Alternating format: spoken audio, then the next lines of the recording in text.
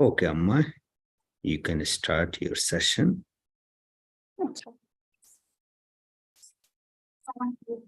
So, Assalamualaikum everyone. Hello. My name is Lamisa and I'll be doing the pilot training webinar. So let's get started.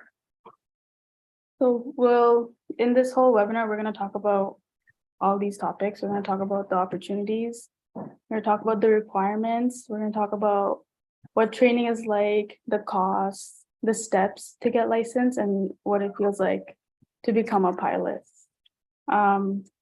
So from my experience, I started flying in grade 12. I fly the Cessna 172. I have a little over 80 hours of total flight experience. I was in Air Cadets. During high school, I'm not in high school anymore, and I'm currently going to Mount Royal. Yeah. So there's a lot of requirements when it comes to like the training, but it's like different for each license. There's like 3 types of license. So you can get a private pilot's license, which is the PPL. You can get a commercial pilot's license, which is the CPL, and then you can get a glider's pilot license, which is the GPL. The GPL, you don't have an engine for that plane. So the plane has like very long wings, but it has no engine. For the PPL and the CPL, you get engine. So the minimum age requirement for the glider pilot's license is 16 years old. So you don't have to be like an adult, like 18 years old. You can get it when you're 16. And the minimum for the PPL, which is the one that I'm doing right now, the private pilot's license is 17 years old. And commercial, you have to be 18. So to get any of these licenses, you have to pass a medical exam. So all 3. They have different categories, but you need to get that medical exam done. And for the PPL, the medical exam, they do a ECG. So they check your heart just to see if it's healthy and like if it's functioning and stuff. And they put frequencies in your ear and they ask if you can hear the frequencies, and they check your eyes. So that's for the medical exam. There's different licenses, as I mentioned. You can get any depending on what your goal and your budget is. Also, a big thing, you need to eat and stay healthy during your training. You can't, just do whatever. You have to stay healthy or else they won't let you fly. So there's those 3 licenses, and then there's the ratings, which is multi-engine, IFR, night, acrobatics. There's lots of ratings. You can get the license and you can also get rated. So it's like an add-on on top of your license. And where it says multi-engine and IFR is basically when you're flying without the reference of like the outside environment, you're just flying using your instruments. And multi-engine is when you have 2 engines, when you're dealing with 2 engines. So those are the ratings. Yeah. And this is the pilot's license thing. You have to be 17 years old. Your category 3 needs to be done. You need a minimum of 45 hours. So 17 total of dual instruction, which is like when you're sitting with a flight instructor and he's teaching you, or he or she is teaching you how to fly. You need 12 hours solo where you're flying alone. And then you need 5 hours of cross country, which is basically going from like one place to like another airport. Let's say it's going to be like really far. If you want to advance, if you want like a career in this field, you need to get your private license first, and then you can get everything else, all the ratings, all the other licenses if you want. So to get your PPL, you have to get a P-star, which is like a requirement before you go solo. It's like an exam that you need to pass. You also need a radio license. So the radio license is basically like they ask you if you can operate a radio the way it's supposed to be operated. Like, what are you going to say to another ATC, let's say, for example, or what are you going to say to another aircraft, or what are you going to do in like an emergency situation? Like, I'm sure people have heard what a Mayday call is. They're going to ask you about stuff like that. Like, how do you do a Mayday call? When do you do a Mayday call? Stuff like that. You also need to pass your written exam. So the written exam, the grade to pass it is 60%, and it's 100 questions. You get 3 hours to write it. So you need to pass the written exam as well. You can stop after the PPL. If you get the license, you don't have to continue and like get your commercial and all that stuff. If you want to just do this as a recreation, purpose, you don't have to continue. You can just stop at the PPL and fly that way, and you can rent. This is what you're going to be flying if you do get your PPL. This is like a trainer aircraft, you can say. It's very reliable. It's a little slow, but it's really nice. Yeah, this is what you fly as a student. So that's the PPL. And then commercial pilot's license, you need to be 18, like I said. You need a category 1 medical. And category 1, you have to renew it every single year.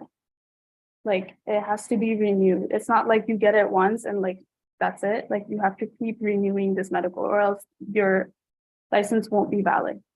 To get the license, the minimum is 200 hours, 100 hours pilot in command. That's what PAC means. 30 hours solo, 35 dual, and 20 hours instrument. Instrument is like where you're just flying with the instruments that's on board. Like you're just relying on the instruments basically.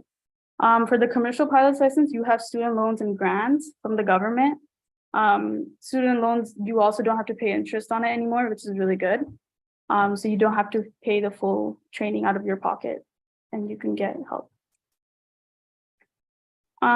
If you want a career, like let's say as an airliners, for example, you need this license, definitely. And the commercial license is basically teaching you how to fly at like really high altitudes. So the higher you go, obviously you're gonna have more problems, and they're just teaching you how to deal with those problems and how to tackle difficult situations. Costs can be little as 15 to 30K for just the license.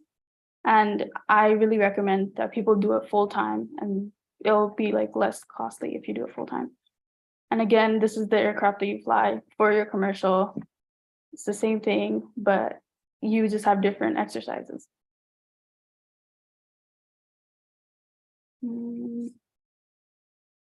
Yes, but those are the requirements and ratings. Someone just joined. And then the glider's pilot license. So this one is like the easiest to get, I would say. If you're like kind of hesitant on like if you want to get the PPL or something easier, I would recommend getting this. The minimum is 14 years old. That's pretty young. The plane doesn't have an engine. I think that's why the minimum is only 14. You need a category 4 to get this license. Like I said before, you need medical for every single license. You need the category 4 for this one. You also need the radio operator license, and you need to write the P-STAR and the written, and you need to pass the flight test to get the license. But this one's really easy because you're not dealing with the engine. You're just dealing with how to maneuver the plane.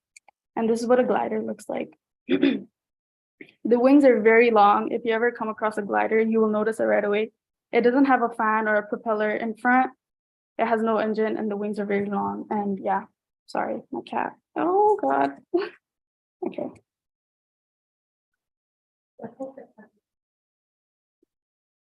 Training. So if you're getting licensed to be a pilot, your training can be done at a university or at a flying club. The instructors are like super understanding, and they understand that, learning how to fly isn't an easy thing. There's 2 components to your training, which is flight school and ground school. So the first one is flight school. In flight school, you're going to be in the aircraft. You're going to learn procedures in the air. So like you're going to learn the basics of flight, like how to turn the plane, how to make a roll, how to take off and land, landing and departure procedures, and you're going to learn emergency procedures. So when I say emergency procedures, it's basically like, let's say a bird strikes your engine, or like an engine has a fire, or the engine fails at like a given altitude, or there's like bad weather, like there's like rain coming, or there's like a big cloud with lots of turbulence coming. They're going to teach you how to deal with those types of situations. It's not just, flight school. It's like they're going to put you in a plane and they're going to be like, oh, okay, take off and land. That's not the case. There's lots of like situations that you have to cover, and they're all going to teach you that in flight school. And all of the situations are stimulated. They're not real engine failures. They're not real bird strikes. They're just going to put you in those situations and see how you can, think in that given moment, because it makes you panic. You get stressed out. So they put you in it so just in case it does happen, you know what to do. You practice these to just handle the emergencies. That's the point of flight school. It's in the plane. And then there's ground school, the second component. So this one is on the ground. You're learning theories, concepts, air laws, you're learning procedures. It's very like you're sitting down with a textbook and paper and you're just learning on the ground. You're just learning everything about weather, decision making, like a little bit of psychology is in there as well. You learn everything about what it takes to fly. My hot tip would be if you focus more on ground school, it will take much less time for flight school. So you won't spend as much money as well. So a lot of students, like student pilots, they make the mistake of not focusing on ground school first, and they like struggle with flight school and it takes them longer to learn stuff. So don't neglect ground school. Ground school is very important. And then these are the exams that you're gonna have. For the PPL level, you're gonna have the radio operator exam. This is a one-time exam. You don't ever have to take this again. If you pass the exam, I'll show you an example. I got my radio operator license. I'll show you what it looks like. But it's just one time. You basically just tell them, okay, I know what I'm gonna do when there's a Mayday call. I know what I'm gonna do when there is a pan call. I know what I'm gonna do if the engine does fail on me, like what I'm gonna say to the controllers and who I'm gonna talk to and who I'm gonna ask for help for. The P-Star, it's basically to see if you're able to go solo, if you're like certified enough to go alone. This is also one time. You have to just do the exam and show them that you can fly alone, basically. There's 50 questions for that. And the pass mark is, I think, 60% as well. And then there's the written exam, which is like, this is towards the end of your flight school. They test you on the ground school topics, and the pass point is like 60%. So there's 100 questions and the pass point is 60%. This one's a little bit harder, but you have to pass it. And there's the flight exam, which is basically a mix of the ground school and the flight school. So they take you on the plane and they like show you like different situations and they're like, okay, fix this, and you have to fix it. And then on the flight exam, they also sit you down one-on-one and they ask you questions and you have to answer those questions as well. So there's like two components to the flight exam. This is what the radio and the P-Star looks like. Sorry, there's a typo there. But to the left is the radio license thing. And then to the right is the P-Star. This is what the two documents look like. And you need to have this on board along with your medical if you're ever gonna go flying solo. These are the three things that you need. And these are mine, yeah. Yeah. That's training, opportunities. So a lot of people, when they're starting, they think that it's just one thing that you can do, which is like just join the airliners like WestJet or like Air Canada, but that's really not the case. You can be a flight instructor, you can be a charter pilot, you can also join search and rescue, right? Like there's a lot of things that you can do. It's not just one thing. Like you don't have to always try to go for the airliners. Let's say, for example, you have different goals. Like you want to stay close to home. Like you don't want to fly too far away or like for too long. You know what I mean? You can be a flight instructor. You can just go teach the students and then come back and you can stay home. Or let's say you want to travel, you can be in the airliners. Let's say you don't want to you want to travel, but not too far. You can be in charter. And let's say you want to fly for a good cause, then you can do search and rescue. And there's lots of opportunities out there to fly. If you're under 18, you can join Air Cadets and get the scholarship and pay for your training. I was in Air Cadets before COVID hit, and then COVID hit, and then it got canceled, and then it was online, and I never went back after that because it was so boring. But there's a scholarship opportunity at Air Cadets, which is basically they have like these sessions, they do ground school with you, and after they do ground school, they call you in for an interview. You do the ground school test, they do the interview, and then if you pass the interview, they pay for your flight school. So that's a lot of money that they pay for. There's also just out there in general, there's a lot of scholarships for pilots. Like for example, there's the Ken Borek scholarship. That one's a very good one that anybody can apply to regardless of your age and what license you're getting. There's also this organization called Elevate Aviation, and this organization strictly supports like women in the aviation industry. So if you're a woman, this is a organization that you can go and reach for help. They have mentorship, they have volunteering. They also offer bursaries and scholarships, and there's lots of events that they host that, you know, men and women can go to, but it's mostly directed towards women. They also host like workshops for more knowledge. So I personally have like connections to this organization. I have a mentor from this organization, and when I was starting on my PPL, she really did help me a lot, and she guided me through the whole process. And these people are very friendly, and yeah, they're just very nice. Salary, first officer starts at like 75 to 80K, and then captain starts at 100K, and then flight instructors, it depends on their ranking. So like, sorry, not ranking, but their category, because there's different categories of flight instructors. So that also fluctuates from 90 to 100K. Yeah. And I think that's it. Yeah, that's all.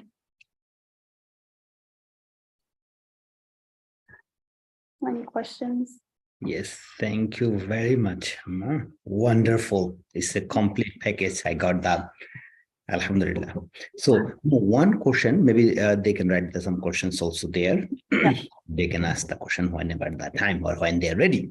Mhm. So to become a pilot, must need a high school diploma. Is it necessary also graduation, means the university degree, or just if you have the enough flying hour, then you can you're going to finish those 3-4 different courses, and then you have to fly, I think, some more hours to lead to become a captain for commercial airplane. So is the requirement is for bachelor degree or not? Yeah, it is. They recommend like the university degree, or they also recommend like the military, if that's what you're interested in. I didn't include it in the webinar. I just realized, but the military is also a great option. Let's say, for example, you don't have the funds to like support you through training because it is very expensive. Yes. The military is it's a very good option for people because they pay you to be in the military, and like also you can get certified. And if you leave the military, let's say you retire and then you apply for airliners, they'll take you in right away because they know how certified you will be after you join the military because their training is very, very good. But yeah, the bare minimum is basically graduating high school and then joining a flying club or a university to get your degree. And if you want to go to university for continuing your licenses and getting the commercial license, I would recommend Mount Royal because that's where I'm going. But yeah, that's like I think that's the closest university that offers this program. Yeah. Okay, wonderful. Brave girl. Okay, Amo. So if somebody asks one question, because you know that when I was like in your age, around 17, 18, 19 years old, I was, you know, it's a dream to become a pilot, right? For those ages. But it's very expensive, especially in Bangladesh. Okay. Though I have 1 or 2 friends, they are pilot right now. So very expensive. So if you see that, if let's say there are some students, their parents also here, so how much the range will be to become a commercial pilot?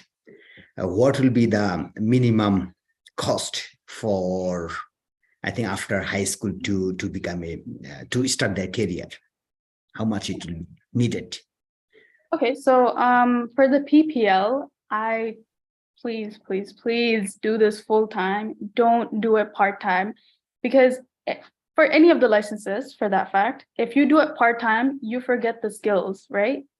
Like if you don't actively recall, you will forget it. So it costs you more actually. So if you do it full time, if you just do it at one go, it'll cost you much less. Like me, for example, I did it part time, which was a huge mistake. I did it during high school. I shouldn't have. but it costed me more. And if you do it full time, I would say for the PPL, usually what people say is around 10K, $10,000. And then for the commercial, it's 25 to 30, usually, generally speaking, that's the average. And for the commercial, you can get like loans. The government has like specific loans for aviation students who are trying to pursue becoming a commercial pilot. So you have specific loans for them, and they grant you like $40,000, $50,000 for a year training. If you're not taking the military, if you do go the military route, then they won't give you the loans because they're like paying for your time basically. But if you do decide to get the loan, the government does support you through it. And there's lots of grants and there's lots of scholarships that you can look at as well. Yeah. I have some questions. Let's say I would like to give the floor to anyone else have some questions. Some people came in a little late. If you guys have any questions about the previous slides, I can go back and review them.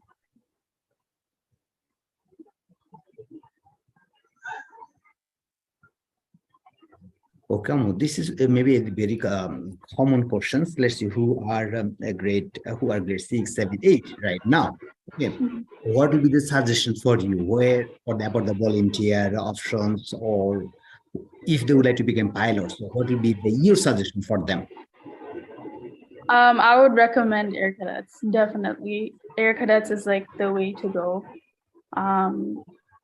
For Air Cadets, the first time I went in like a plane that wasn't like taking me back to Bangladesh, it was a glider actually, and they take you there for free. You basically go in the glider, they take you up in the air, and they show you, they get you interested in aviation. Cadets also took me to the aviation museum for free. They showed me all the planes, and like they host these like really nice events for kids there.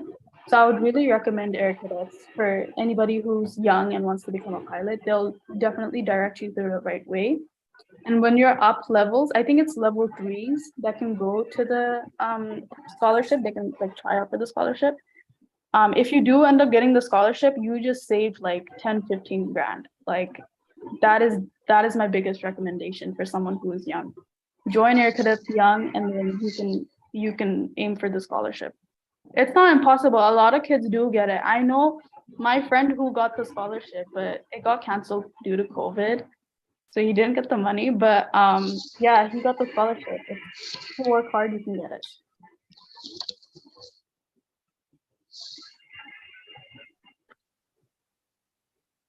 Lamisa, may I request you just that there's some information on the cadet. Which cadet? I think in Calgary there are 3 or 4 or 4 branches. Which cadet branch you were that? Can you just share the information? If you search internet, I think it's I went to 538. It's in the Northeast. It's in Ernest Morrow. That's cool. They host there every Tuesday. Can you share the address and then information, and then how, as a student who are grade 6, 7, 8, what are the requirements to join there? Can you just share the information, please?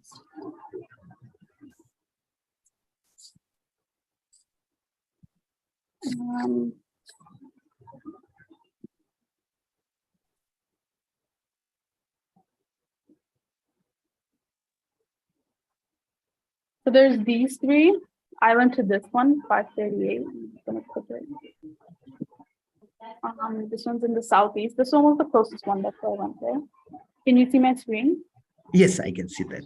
So basically all are same, right? So just different locations, that's it.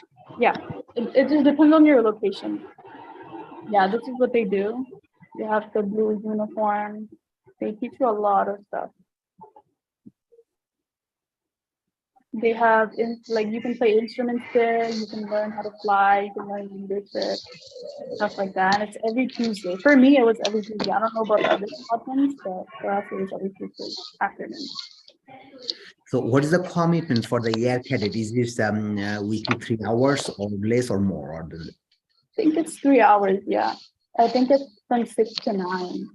Okay, But 6:21 for after hours. air cadets, if you have school, like let's say you have a project or like an assignment that's due, you can just tell them that you're not coming and they'll be like, okay, for sure, no problem. Like they're not like, oh, you have to come like every other day. Like if you're sick, you have a reason to not come, they won't force you. And they have lots of opportunities there. So I highly recommend air cadets for kids. I think it's in person and open now. So Yes. So I'm excited to one more question also, Lamisa, because I know that you are from a military background family. Your yeah. dad was from army, and you were, I think, from the 6, 7, 8, 9. You were in air cadet also. Yeah. So why did not you think, because you are going to be pilot, so why don't you think for to Air Force, and what are the process to become a to join Air Force? Okay, so for Air Force, it's like a very lengthy process. You basically send in an application. They come back to you with an interview. You can go to the recruits and you can ask them for like the full process. They'll guide you through the whole thing. So you have to pass the interview. You have to pass the medical, and then I think they take you in for basic training. The reason why I didn't consider it is like I don't know. I thought it was like very like I didn't want to fly like a fighter. Yeah, Okay. I didn't want to fly that because I didn't want to be sent abroad. I just that just wasn't my choice. Yeah. So, but there is also another option to start the career, the Royal Military, Air Canada. I think the Air Force, right, is possible. I think there's only one college in Ontario, Kingston Royal Military Yeah, College. yeah, yeah, yeah. There's also one in Cold Lake, but I don't think they do basic training there. But there is a camp, post, base, whatever you want to call it. But there's one in Cold Lake, just like northern Alberta. Yeah. So if let's say if they start the career like you, right, the second year, third year, they are doing the aviation course. So I think if they decide that they feel is not for their own, but they like the aircraft engineering, so is it possible to join to aircraft engineering or aeronautical engineering in future? Yeah, for sure. Yeah. You would have to go to like a college for that. I think SAIT, and there's another one by the airport that they teach you the whole engineering. But yeah, you're free to switch anytime. There's no like commitment. Like if you're not liking this, like let's say you have like a medical problem, right?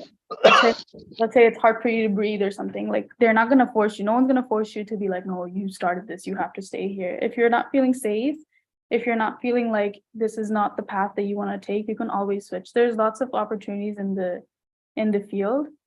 Like you can be an air traffic controller, let's say, for example. If you're a pilot and an air traffic controller, that's like very good.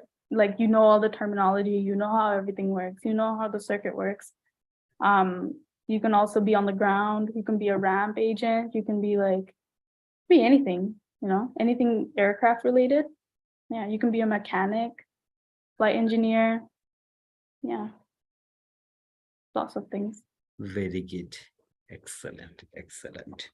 So yes, if you have any question, please, you can ask our pilot, future pilot, Lamisa. Please, floor is for you.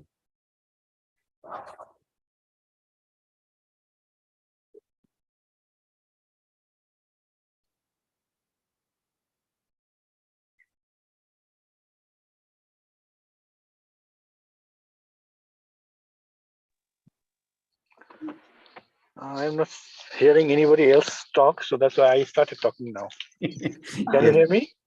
Yeah. Yes. Okay. Assalamu alaikum, Lamisa and everybody. Thank you so much, Lamisa, for the very wonderful webinar. I joined late, but one thing really struck me. You mentioned that you made a mistake when you did it part-time while you were in high school. Why do you call it a mistake? And then how can that mistake be overcome when somebody wants to join your program, the program that you went during high school years?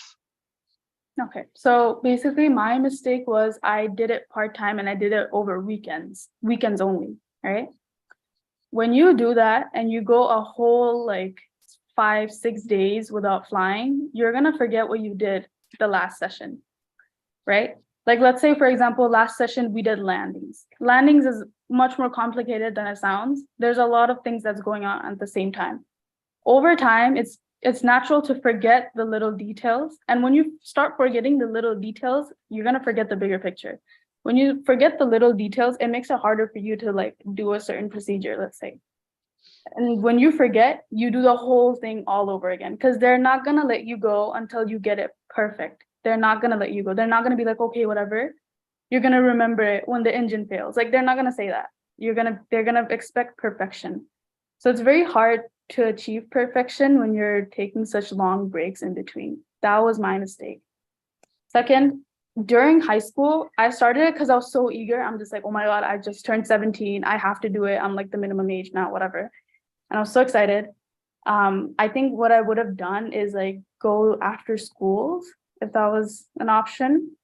That definitely would have helped a lot, right? Just to go flying after school. And even if you're doing it part-time, I would recommend getting like a poster. They call it like picture flying, like a poster, and just sitting in front of the poster and just following through all of the steps. I didn't do that in high school, but that 3 hours of picture flying will take 1 hour of flight time away. If you keep doing that, if you keep make it like a muscle memory thing, it will be so much easier for you to just get the license.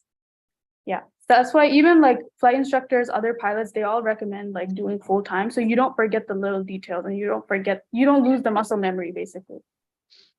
Yeah. Very good. So let's say if a high school student, let's say grade 10 student or grade 10, 11 student or whoever in our community wants to do it during the summer, is it possible to do one set of things in the 3 months of summer? Is it possible? Do you recommend that? Yeah, definitely. If you do it, because most people do it over the summer, and that's why in Springbank, that's where the like the flying club is. It's at Springbank. It's just a little bit outside of the city. Most people do it over the summer. Renters, people who own planes, they all do it over the summer. So the airport is like packed. If you go there, there's like 6 planes landing at the same time. It's crazy.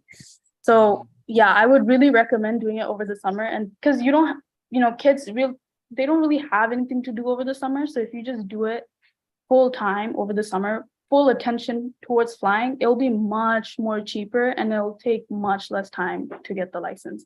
That's usually what people do. It takes them like around 3 months if you do it full time. But if you do it part time, it takes you like 1-2 years, which is what I'm doing, unfortunately. So please don't make that mistake. Just do it full time over the summer. Yeah, thanks. Yeah. Thanks for sharing your experience on that one.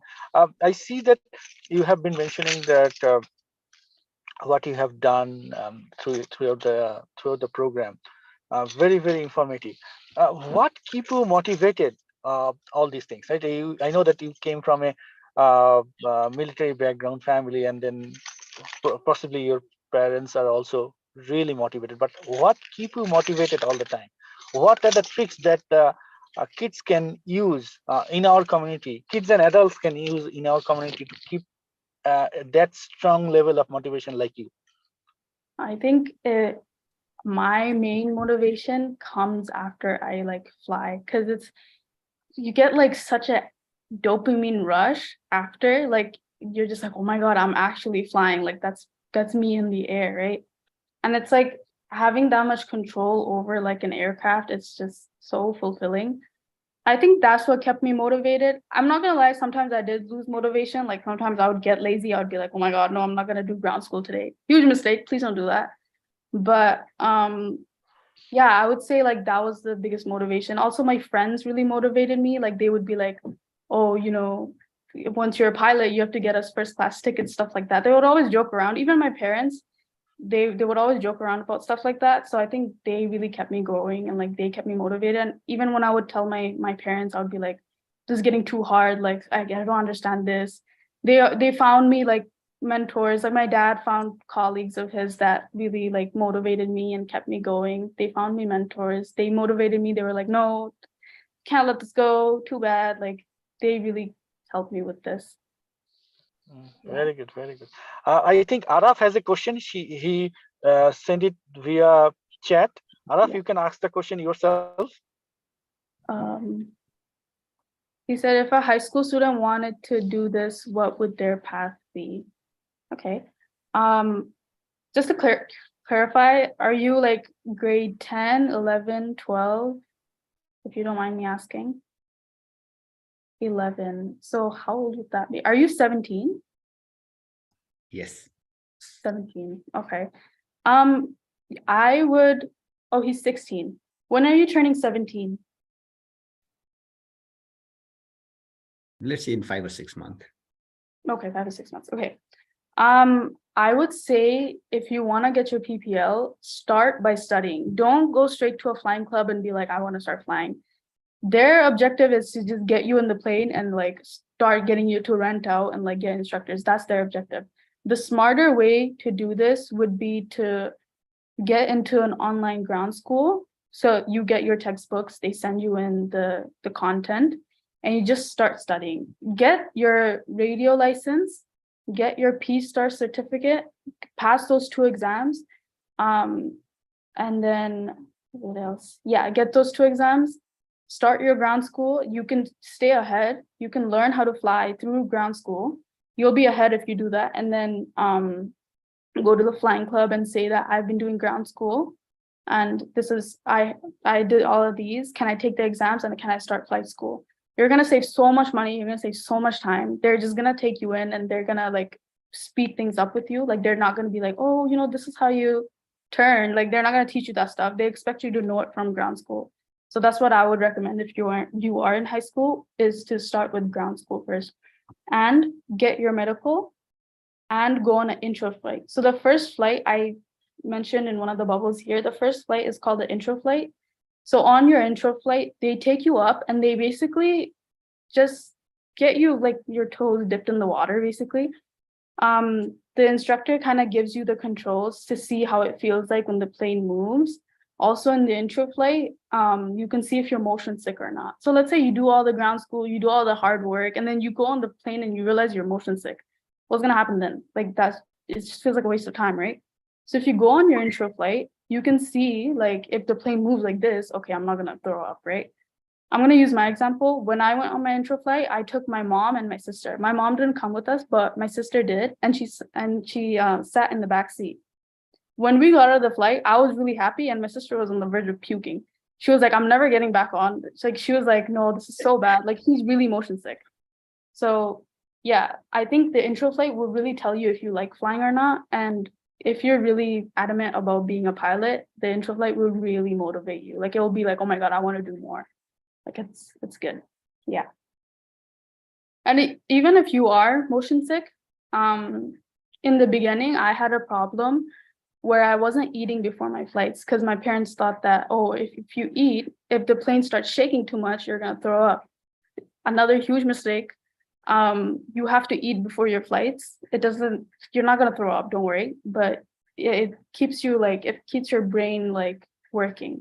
And you have to eat lots of chocolate, like lots of sugary stuff. So you have to like, I don't, so you can like think, because chocolate like glucose helps you think, right? So carry chocolate. Even in the plane, I have like these little bars of chocolate. I just put them in my mouth and I'm like chewing as I'm flying. Yeah, you have to eat chocolate. You have to eat lots of sweets, lots of vegetables. Yeah. So that you don't run sleep. You don't get fall on sleep. Yeah. So if you're in high school, I would recommend going on the intro flight. And then if you like it, start doing your ground school. And then slowly start going towards the flight school. Yeah, when you have the time, fix up your schedule a little bit, manage your classes and flight school, do it in that way, and you'll save a lot of money, time, patience, everything. Yeah. And don't rush it. You're just 16. I feel like if you're like me, you're gonna be turning 17 and you're gonna be like, I have to do it right now, right here. Don't rush it. Just think about it, and yeah. Any other questions? Awesome. Wonderful. Yes. No problem. I'm very happy the way you make the slides. You give your time. Thank you very much, Amma. And you'll be a good instructor also.